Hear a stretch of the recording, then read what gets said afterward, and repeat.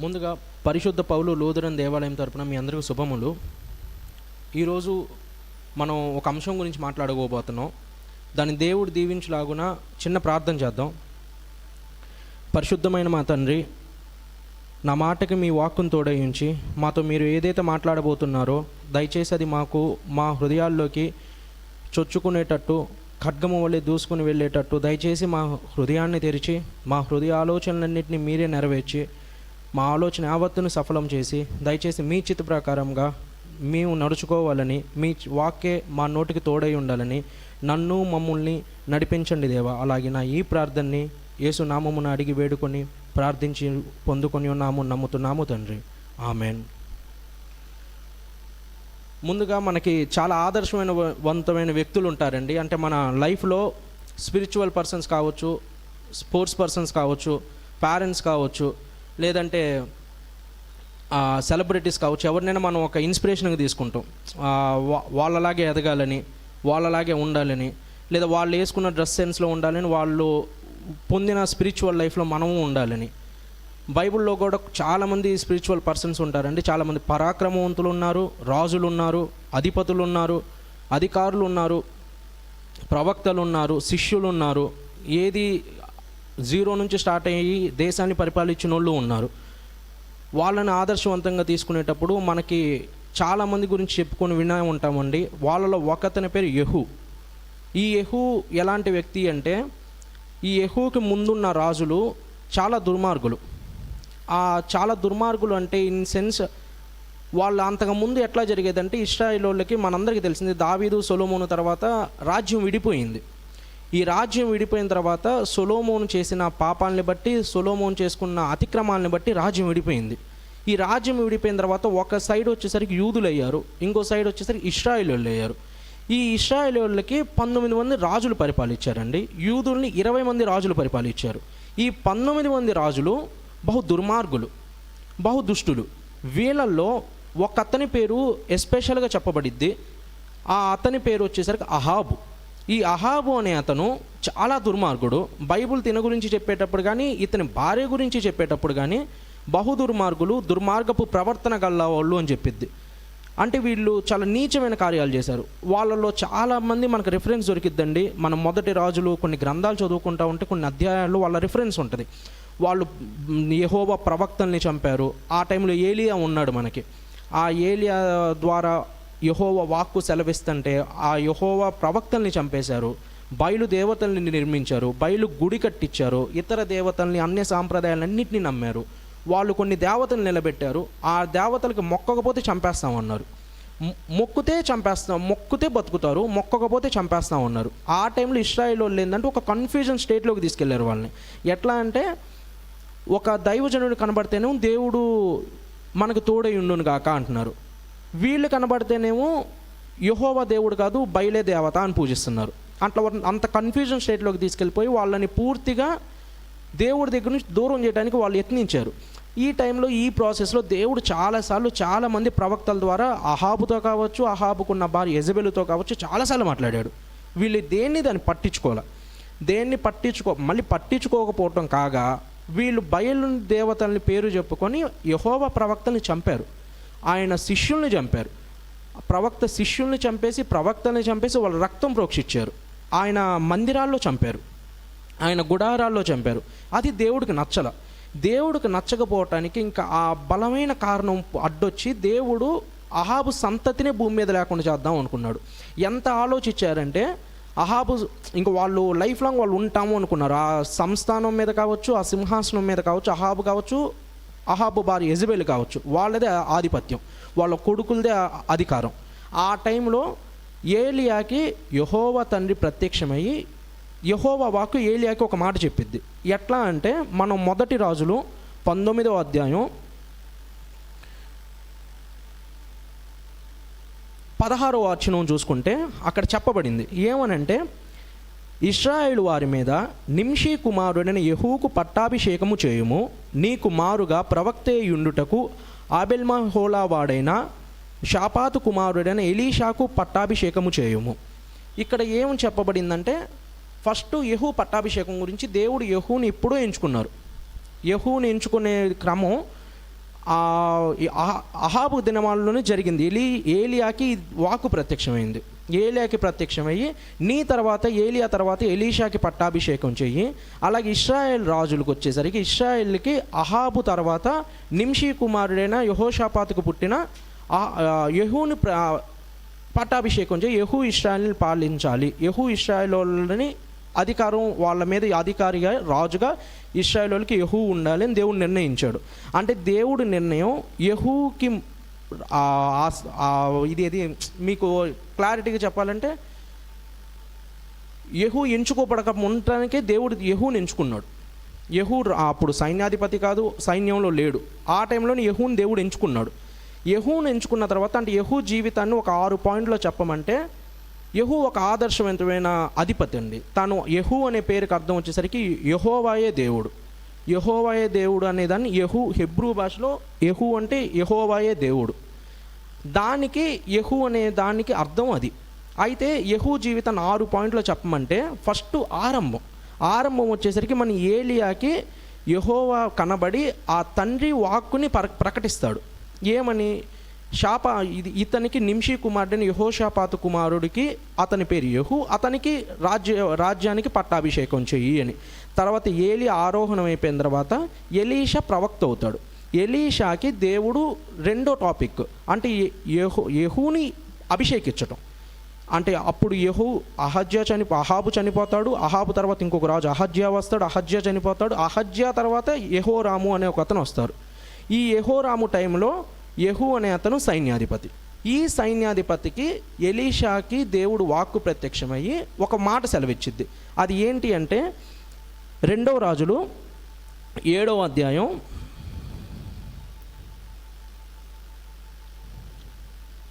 9వ వచనం. 2 రాజులు 9వ అధ్యాయం 1 నుంచి 6 వచనాలు చూద్దామండి. అంతటా ప్రవక్తయగు ఎలీషా ప్రవక్తల శిష్యులలో ఒకరిని పిలువనంపించి అతనితో ఇట్లా నేను నీవు నడుము బిగించుకొని ఈ తైలపు గిన్నె చేత పట్టుకొని రామోద్గిలాదునకు పోయి అచ్చట ప్రవేశించినప్పుడు నింషీకి పుట్టిన యెహోషాపాతు కుమారుడైన యెహూ ఎక్కడ ఉన్నాడని తెలుసుకొని అతనిని దర్శించి అతని సహోదరుల మధ్య నుండి అతని చాటుగా రప్పించి లోపలి గదిలోకి అతనిని పిలుచుకొని పోయి తైలపు గిన్నె తీసుకొని అతని తల మీద తైలము పోసి నేను నిన్ను ఇశ్రాయేలుల మీద పట్టాభిషిక్తునిగా చేసి తినని యెహోవా సెలవిచ్చుచున్నాడని అతనితో చెప్పి ఆలస్యము చేయక తలుపు తీసి పారిపోమ్ము. అయితే ఫస్ట్ 3 వచనాల్లో యెహూ గురించి ఇది అభిషేకం గురించి చెప్పబడిందండి. ఆ అభిషేకం ఏంటంటే ఎలీషాకి దేవుడు ప్రత్యక్షమయ్యి ఎలీషా శిష్యుల్లో ఒక అతన్ని పిలిచి యెహూను అభిషేకించేటప్పుడు అతనికి ఈ పరిచర్య అంటే తను ఒక శిష్యుడిని పిలిచేసి ఆ శిష్యుడికి చెప్తాడు, యెహూ ఎక్కడ ఉన్నాడని అడుగు, అక్కడ నీకు జన సమూహం కనబడిద్ది, అక్కడ సైన్యం ఒకటి కూర్చొని ఉంటుంది, ఆ సైన్యం దగ్గరికి వెళ్ళి యెహూ ఎవరని అడుగు. ఈ యెహూ ఎవరని బయటకు వచ్చినప్పుడు అతని తల మీద తైలం పోసేసి అతను అభిషేకించి ఇశ్రాయేలుల మీద యెహోవా నిన్ను రాజుగా నియమించాడు అని చెప్పు, అక్కడి నుంచి నువ్వు తలుపు తీసుకొని పారిపో అని చెప్తాడు. అప్పుడు ఆ యవ్వనుడు అంటే ఆ యవ్వన ప్రవక్త బయలుదేరి ఆ శిష్యుడు బయలుదేరి యెహూ దగ్గరికి వస్తాడు.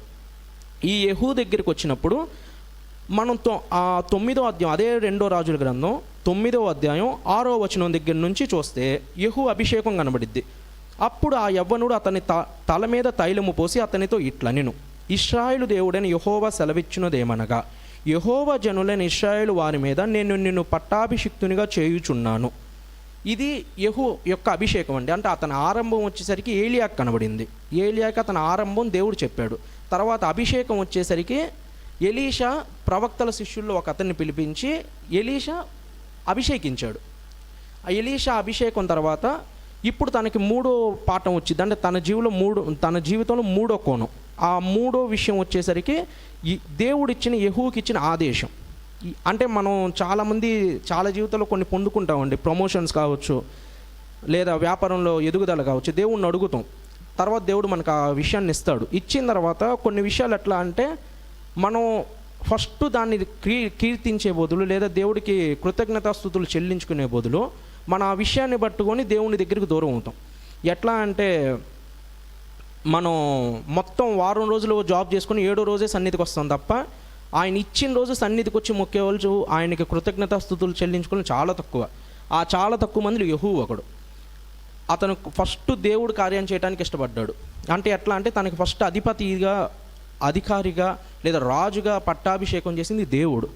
కాబట్టి దేవుడు కార్యాలయంలో ఆ ప్రవక్తను అడుగుతాడు, ఆ దేవుడు నన్ను ఎందుకు రాజుగా చేశాడని చెప్పేటప్పుడు ఆ ప్రవక్త యెహూకి కొన్ని ఆదేశాలు ఇస్తాడు.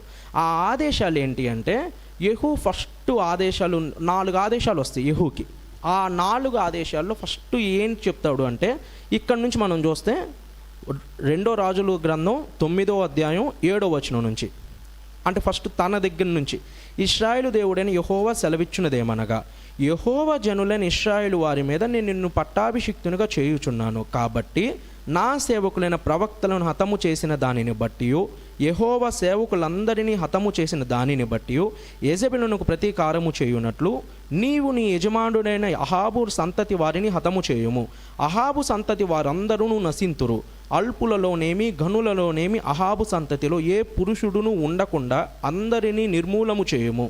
నెబాతు కుమారుడైన యెరోబాము కుటుంబీకులను, అహియా కుమారుడైన బయషా కుటుంబీకులను నేను అప్పగించినట్లు అహాబు కుటుంబీకులను నేను అప్పగించుదును. యెజెబెలు పాతి పెట్టబడక యెజ్రెయేలు భూభాగమందు కుక్కల చేత తినివేయబడును. ఆ యవ్వనుడు ఈ మాటలు చెప్పి తలుపు తీసి పారిపోయాను. ఇక్కడ యెజెబెలు గురించి దేవుడు చెప్తున్నాడు. యెజెబెలుకి కావచ్చు, అహాబుకున్న సంతతిని కావచ్చు దేవుడు నిర్మూలన చేస్తానని ఏలియాకు చెప్పాడు. కాబట్టి అదే మాట యెహూ ద్వారా నెరవేర్చాలని యెహూకు చెప్తున్నాడు. ముందు యెజెబెలుని చంపేసి, అహాబు సంతతి ఉంది, అహాబు సంతతిని ఆ సింహాసనం నుంచి తీసేసి అహాబు సంతతిని చంపి, అల్పులేమి ఘనులేమి అహాబు సంతతిలో అహాబు శేషం ఏమీ లేకుండా ఇశ్రాయేలును తొలగించే, అహాబు శేషం ఏది ఉండకూడదు అని దేవుడు చెప్పేసిన తర్వాత యెహూ దేవుడు ఆదేశాన్ని స్వీకరిస్తాడు. స్వీకరించి బయటకు వచ్చినప్పుడు అక్కడ ఉన్న అతనికి ఫ్రెండ్స్ ఉంటారు కదండి, తన సహోదరులు కావచ్చు, ఫ్రెండ్స్ కావచ్చు, ఆ సైన్యంలో ఉన్న వాళ్ళు కావచ్చు, వాళ్ళు అతన్ని పిలిచి, ఆ ప్రవక్త ఏం చెప్పి వెళ్తున్నాడు, ఆ వెర్రివాడు ఏం చెప్పాడు నీకు, ఎందుకంటే వదిలేసేయండి అది ఏం ఉండదు అంటారు. కాదు అతను ఏదో చెప్పాడు మాకు చెప్పుదన్నంటే, అప్పుడు అతను యెహూ చెప్తాడు, తను యెహోవా నన్ను రాజుగా నియమించాడు అని చెప్పారంటే వాళ్ళందరూ ఇంకా తమ వస్త్రాలు మెట్ల మీద పరిచేసి యెహూ రాజు అయి ఉన్నాడని గొప్పగా చాటింపు వేస్తారు.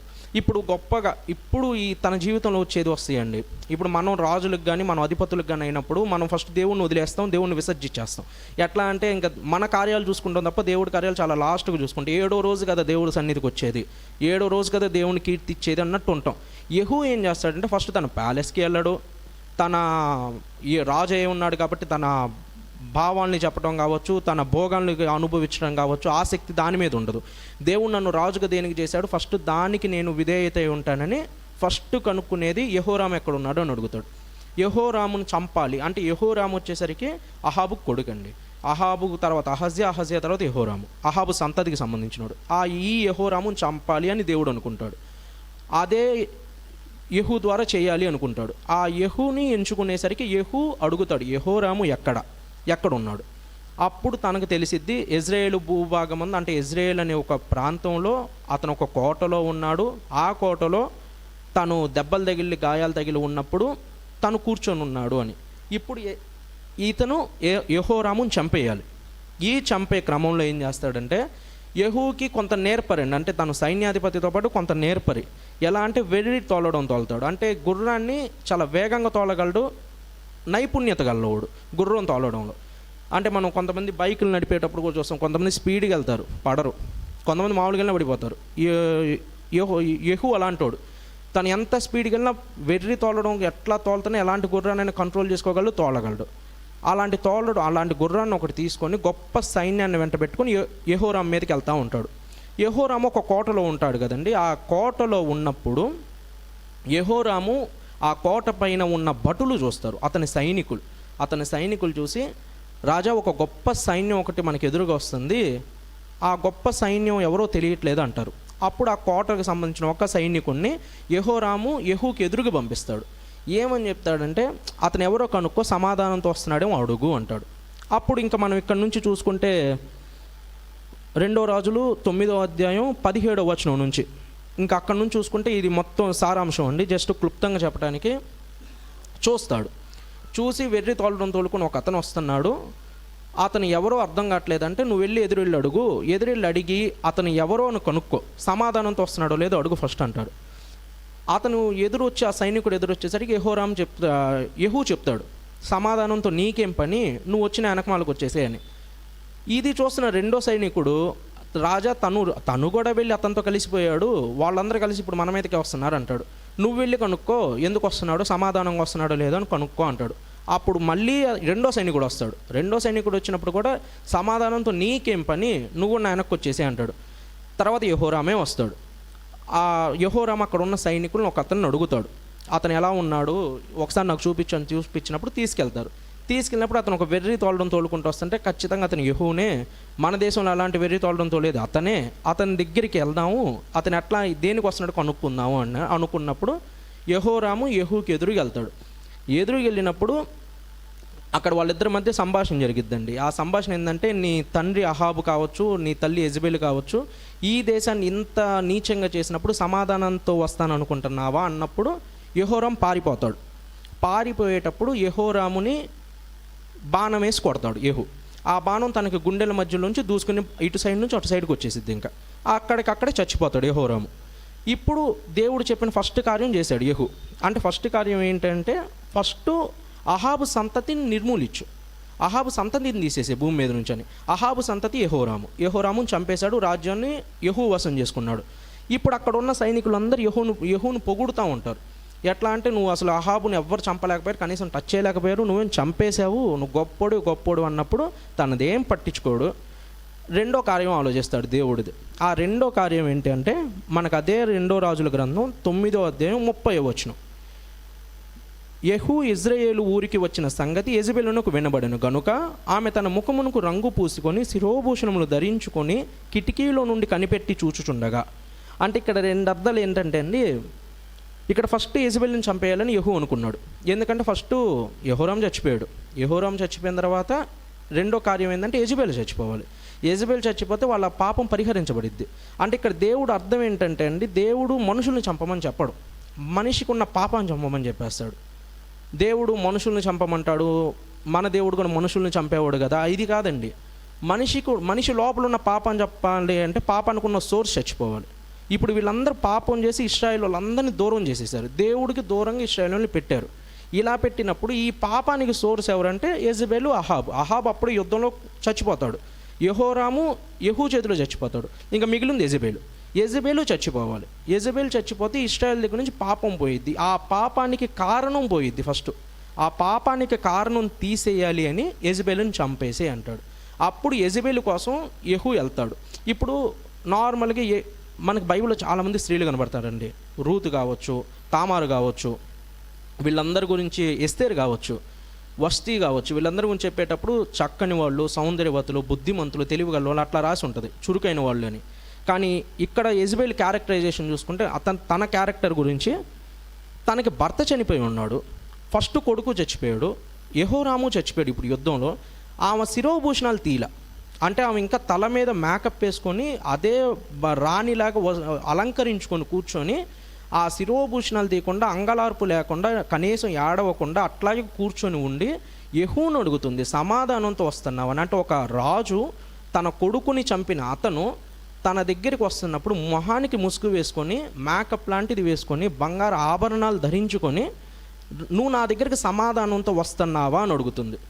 అప్పుడు యెహూకు కోపం వచ్చి ఆ పైకి చూస్తాడు, కోట మీదకు చూసి, అక్కడ పైన ఉన్న వాళ్ళు ఎవరైనా నా పక్షాన ఉన్నారా అని అడుగుతారు. కొంతమంది చేతులు ఎత్తుతారు. అక్కడ ఉన్న యెజబెలుని కిందకు తోసి చంపేసాను అంటాడు.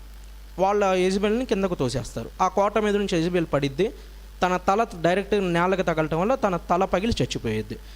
ఇప్పుడు యెహూ ఏం చేస్తాడంటే, తను ఆల్రెడీ ఒక రాణి కుమార్తె కదా, అంటే తను ఒక రాజకుమార్తె, శేషించి ఉన్న వ్యక్తి కాబట్టి తన కళేబరాన్ని కావచ్చు, తనకున్న శరీరాన్ని, తన చనిపోయిన శరీరాన్ని పాతి పెట్టండి అంటారు. కాకపోతే అక్కడ ఆల్రెడీ దేవుడు చేసేసాడండి, అక్కడ నిబంధన జరిగింది. ఇశ్రాయేలు రాణి అయిన యెజబెలు రక్తం కుక్కలు నాకుతాయి అని.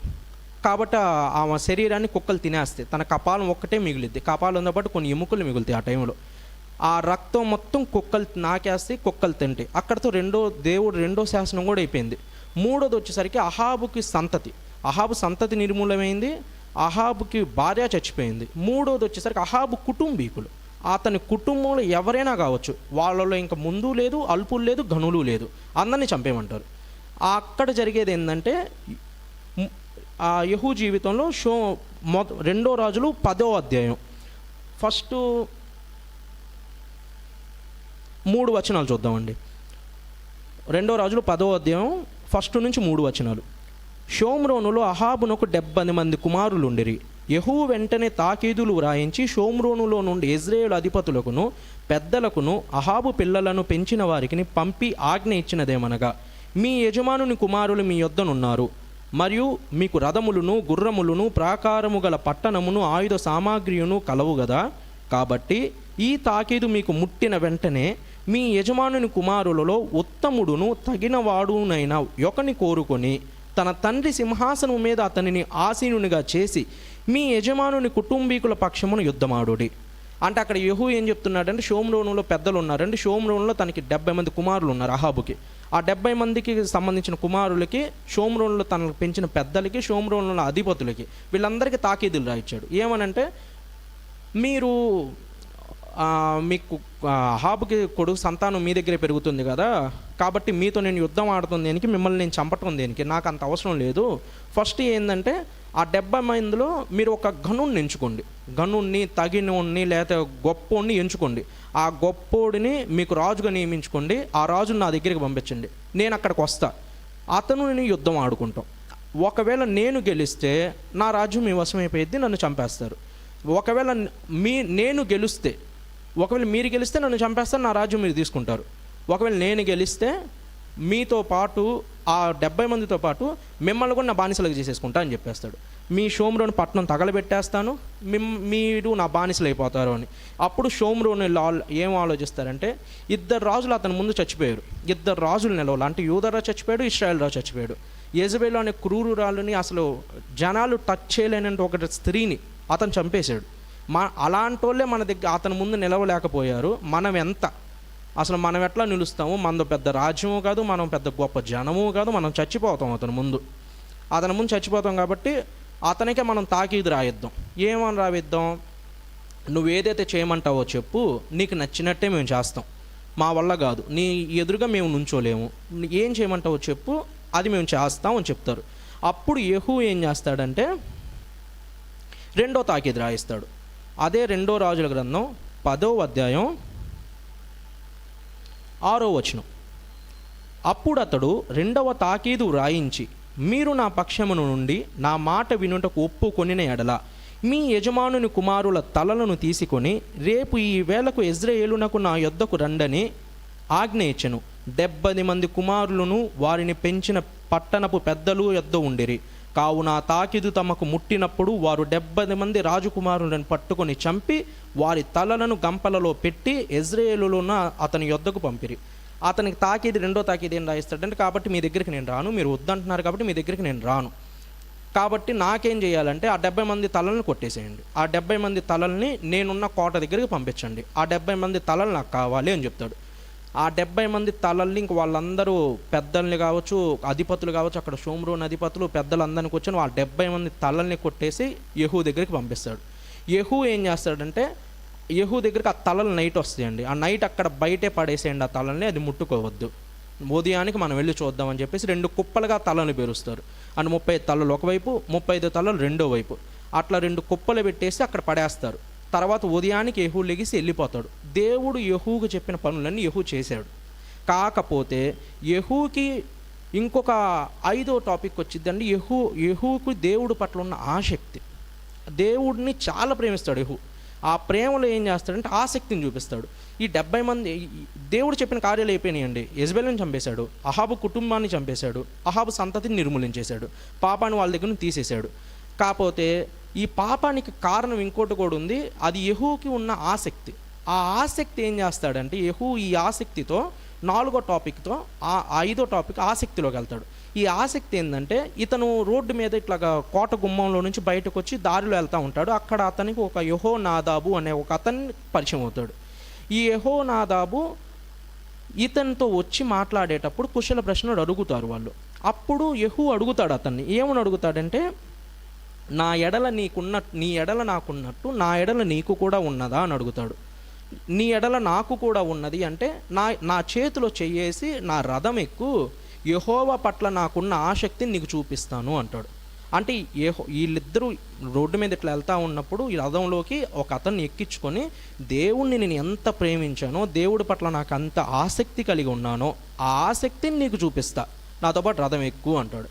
అతను రథం ఎక్కించుకొని తీసుకెళ్ళేటప్పుడు ఇప్పుడు నార్మల్గా అతను చెప్పింది ఏంది, దేవుడి పట్ల నేను ప్రేమించాను, దేవుడి ఆసక్తిని చూపిస్తాను అన్నాడు.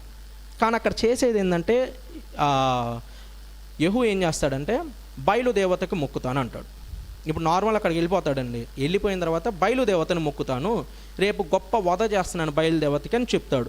ఏమంటాడంటే 2 రాజులు 10వ అధ్యాయం 18వ వచనం, తరువాత యెహూ జనులందరినీ సమకూర్చి వారికి ఇలాగు ఆజ్ఞ ఇచ్చెను, అహాబు బయలుదేవతకు కొద్దిగానే పూజ చేసెను, యెహోవాను నేను అధికముగా పూజ చేయబోచున్నాను, కావున ఒకడైనను తప్పకుండా బయలు ప్రవక్తలనందరినీ వాని భక్తులనందరినీ వారి యాజకులనందరినీ నా యొద్దకు పిలువనంపించుడి, నేను బయలునకు గొప్ప బలి అర్పింపబోచున్నాను గనుక రాని వాడెవడో వాని బ్రతుకనీయనని చెప్పాను. అయితే అతను ఏం చెప్పాడంటే బయలుకి నేను గొప్ప బలి చేస్తున్నాను, బలి చేసేటప్పుడు అందరు రావాల్సిందే, వాళ్ళ యాజకులు రావాలి, వాళ్ళ ప్రధానులు రావాలి, వాళ్ళ భక్తులు రావాలి, అందరు రావాలి, ఎవరైతే రారో వాళ్ళని ఖచ్చితంగా చంపేస్తాను, ఈ బయలుకి నేను గొప్ప బలి ఇస్తున్నాను, రాని వాళ్ళు చచ్చిపోతారు అని శాసనం రాసి పంపించేశాడు. అందరికీ చాటింపు వేశారు. ఇప్పుడు అక్కడ యెహోవా భక్తులు ఉన్నారు, వేరే అన్య భక్తులు ఉండొచ్చు, వేరే వేరే వాళ్ళు ఉండొచ్చు, ఈ బయలుకు ముఖ్య వాళ్ళు ఉన్నారు. ఇక్కడ యెహూ ఏం చేశాడంటే వస్త్రశాల అధికారి, అంటే తనకి ఉన్న వస్త్రాల శాల ఉంటుంది కదండి, వస్త్రాలు దాచుకునే చోటు, ఆ బట్టలు దాచుకునే చోటుకున్న ఒక అధికారిని పిలిచి బయలుదేవతకి మొక్కే వాళ్ళందరికీ ఒక వస్త్రం ఇవ్వు అని చెప్తాడు. అంటే ఏదో ఒక కండవ కావచ్చు, ఒక టవల్ కావచ్చు, మెల్లో వేసుకునేది ఏదో ఒకటి, ఒక వస్తువు వాళ్ళకి ఒక వస్త్రం ఇవ్వు, యెహోవా భక్తులందరికీ ఏమీ ఇవ్వద్దు, వాళ్ళని బయట నుంచోబెట్టు అంటాడు. అప్పుడు వాళ్ళు ఏమనుకుంటారంటే చాలామంది భక్తులు వస్తారండి బయలుదేవతకు పూజించడానికి, బయలుదేవతకు మొక్కడానికి చాలామంది భక్తులు వస్తారు. ఈ భక్తులు వచ్చేటప్పుడు వీళ్ళందరూ ఇంక ఇట్లాగా ప్రార్థన చేసుకుంటూ పూజించుకుంటూ ఉండేటప్పుడు వీళ్ళందరినీ ఒకవైపు చేరుస్తాడు, యెహోవా భక్తులందరినీ ఒకవైపు చేర్చేస్తాడు, బయట 80 మందిని కాపలా పెడతాడు, వీళ్ళందరినీ లోపలికి పంపించేస్తాడు, గుడి లోపలికి వెళ్ళండి బయలుదేవతకు మొక్కండి అని. ఈ 80 మందికి బయట ఆదేశం ఇస్తాడు, ఏమనంటే ఈ బయటకు వెళ్ళిన బయలుదేవతకు మొక్కే వాళ్ళలో ఎవరైనా ఒక్కళ్ళు బయటకు వచ్చినా వాళ్ళని బదులుగా ఖచ్చితంగా మిమ్మల్ని చంపేస్తాను నేను. అంటే ఆ లోపల ఉన్న వాళ్ళు ఈ బయట ఉన్న 80 మందికి అక్క కావచ్చు, చెల్లి కావచ్చు, బంధువులు కావచ్చు, అమ్మ కావచ్చు, ఎవరైనా కావచ్చు, వాళ్ళు బయటకు వస్తే వాళ్ళకి బదులుగా మీ ప్రాణం నేను తీసేస్తా, అది యెహూ చెప్పేది. అప్పుడు వీళ్ళందరూ ఈ 80 మంది కూడా లోపలికి వెళ్ళిపోయి యెహూతో పాటు లోపలికి వెళ్ళిపోయి గొప్ప వధ చేస్తారు. ఎవరిని అంటే బయలుదేవతకు మొక్కే వాళ్ళందరినీ. ఈ బయలుదేవతకు మొక్కే వాళ్ళందరినీ యెహూ గొప్ప వధ చేసేస్తాడు, చంపేస్తాడు. బయలుదేవతకు పూజించే వాళ్ళందరినీ చంపుతాడు, బయలుదేవతకు ఉన్న ప్రతిభల్ని కావచ్చు, ఉపకరణాలు కావచ్చు, ఇవన్నిటి బయటికి విసిరేస్తాడు. బయలుదేవతను వాళ్ళ దగ్గర నుంచి ఆ గుడిని కూల్చేసి బయలుదేవతను అసలు పూర్తిగా నిషేధించేస్తాడు. ఎట్లా అంటే ఇంకా ఆరాధన జరగకుండా చేసేస్తాడు, ఆరాధించే వాళ్ళు లేనప్పుడు ఇంకా ఆరాధన జరగకుండా చేస్తాడు. ఇక్కడ యెహూ దేవుడి పట్ల ఆసక్తి చూపించాడు, దేవుడు కార్యాలన్నీ నెరవేర్చాడు. కాబట్టి యెహూకి లాస్ట్ ఫేజ్ వచ్చిద్దండి, యెహూకి ఆశీర్వాదం. దేవుడు యెహూని చాలా ఆశీర్వదిస్తాడు. ఎంత ఆశీర్వదిస్తాడంటే అదే 2 రాజులు 10వ అధ్యాయం 30వ వచనంలో యెహూ ఆశీర్వాదం కనబడిద్ది మనకి. కావున యెహోవా యెహూతో నీలాగు సెలవిచ్చెను, నీవు నా హృదయ ఆలోచన ఎంతటి చొప్పున అహాబు కుటుంబీకులకు చేసి నా దృష్టికి న్యాయమైన దాన్ని జరిగించి బాగుగా నెరవేర్చితివి గనుక నీ కుమారులు 4వ తరము వరకు ఇశ్రాయేలు రాజ్య సింహాసనం మీద ఆసీనులగుదురు. అంటే దేవుడు చెప్పింది ఏంటంటే అహాబు సంతతిని నిర్మూలించావు, యెజబెలుని చంపేశావు, వాళ్ళ కుటుంబీకులను చంపేశావు, బయలుదేవతని చంపేశావు, బయలును పూజించే వాళ్ళకి బయలు గుడిని నాశనం చేసేసావు, బయలును పూజించే వాళ్ళని చంపేశావు. కాబట్టి నా హృదయం అంతటి నా ఆలోచన చొప్పున నెరవేర్చేసావు. కాబట్టి మన దేవుడు ఎంతైనా నమ్మదగినోడండి. మనకి ద్వితీయోపదేశకాండంలో ఒక మాట ఉంటుంది, ఆయన పట్ల భయభక్తులు గల వారి కోరిక ఆయన ఎట్లా చేస్తాడు అని. మనకి ద్వితీయోపదేశకాండం దేవుడు ఎప్పుడో చెప్పేశాడు, ఆ రాతి పలకల మీద రాసిచ్చేటప్పుడు.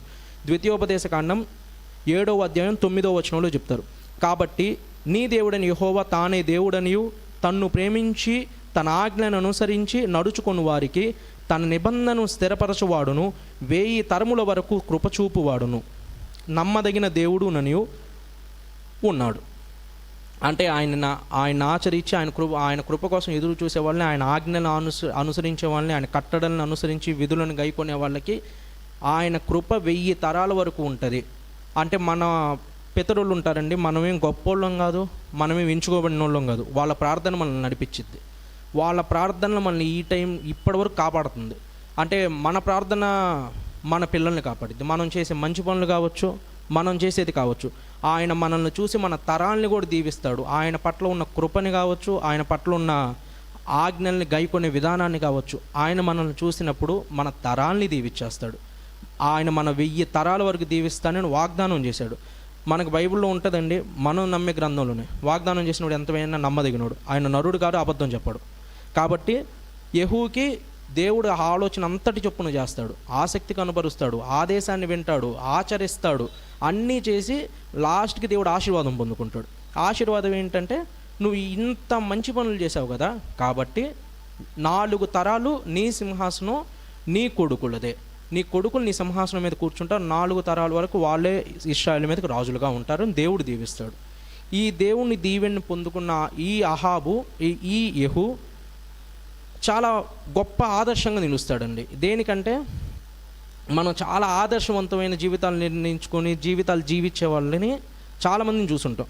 కానీ యెహూ గురించి చాలా తక్కువ ప్రస్తావించబడింది. 2 అధ్యాయాల్లో తన జీవితం అయిపోయింది. 2 రాజులు 9వ అధ్యాయం 10వ అధ్యాయం చదువుకుంటే యెహూ ఇంకక్కడే కనబడతాడు. ఆ తర్వాత యెహూ సంతతి వచ్చింది, వాళ్ళు చెడ్డోళ్ళు, వాళ్ళు దుర్మార్గులు. కాబట్టి కాకపోయినా వాళ్ళు తండ్రి ఆయనకు మాట ఇచ్చాడు కాబట్టి ఆ మాటను నెరవేర్చడానికి 4 తరాలు వాళ్ళని ఉంచుతాడు. ఆ 4 తరాల వరకు వాళ్ళ సింహాసనం యెహూ వంశస్థుల మీదే ఉంటుంది.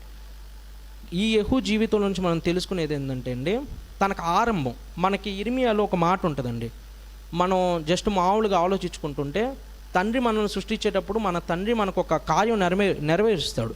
ఆయన మన చిత్తం ఒకటి అనుకుంటాడు, దీనికే ఇతన్ని సృష్టిస్తున్నాను, ఇతను నా జనము, నా ప్రవక్త లేదా నా శిష్యుడు, ఇందుకు నేను తనని నిర్ణయించి తనని రూపించి తనను సృష్టించబోతున్నాను అని. యెహూ ఎవరు అని తెలియక ముందే ఏలియాకి యెహూ ఎవరు అని చెప్తారు. ఏలియాకి యెహూ ఎవరని చెప్పి ఆరంభంలోనే చెప్పేస్తారు, యెహూని ఆ రాజుగా అభిషేకిస్తున్నాను అని. అభిషేకం అప్పుడు యెహూ అభిషేకాన్ని పొందుకుంటాడు.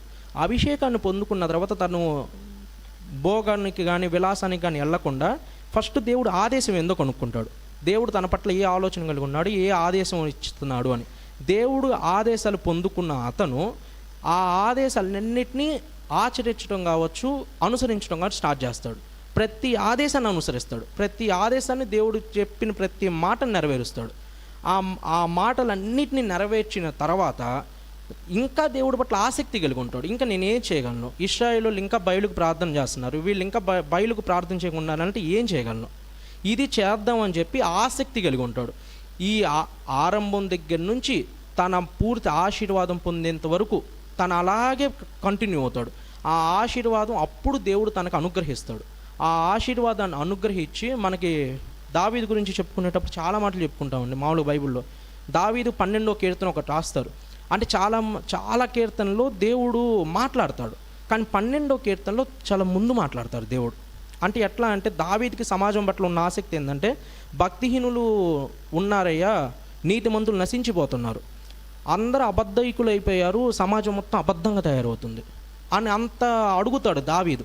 సమాజం పట్ల దావీదుకున్న ప్రేమది. అతని దేవుడు సమాజాన్ని ప్రేమించాడు. ఒక దేవుని భక్తుడిగా, దేవుడు హృదయానుసారుడిగా సమాజాన్ని ప్రేమిస్తాడు. ఆ సమాజాన్ని ప్రేమించినప్పుడు దావీదు ఆ మాట అంటాడు, భక్తిహీనులేమో ఎక్కువైపోతున్నారయ్యా, నీతిమంతులు తగ్గిపోతున్నారు, అబద్ధీకులు పెరిగిపోతున్నారు, మా మధ్య అబద్ధీకులు ఎక్కువ అవుతున్నారు, మా మీద ఒక్కొక్కళ్ళ మీద అబద్ధాలు చెప్పుకుంటున్నారు, ఒక్కొక్కళ్ళ మీద ఇచ్చక మాటలు మాట్లాడుకుంటున్నారు, వీళ్ళందరినీ నాశనం చేసేసే, కేవలం నీ భక్తులే ఉండాలి, నీలాగా నీతిని అనుసరించే వాళ్ళు నా దగ్గర ఉండాలి, నా సమాజంలో వాళ్ళే ఉండాలని దావీదు అడుగుతాడండి. యెహూ జీవితంలో చూసేటప్పుడు కూడా అదే చేస్తాడు. అతను రాజ్యాన్ని పొందుకున్న తర్వాత సుఖ విలాసాలకు వెళ్ళాడు.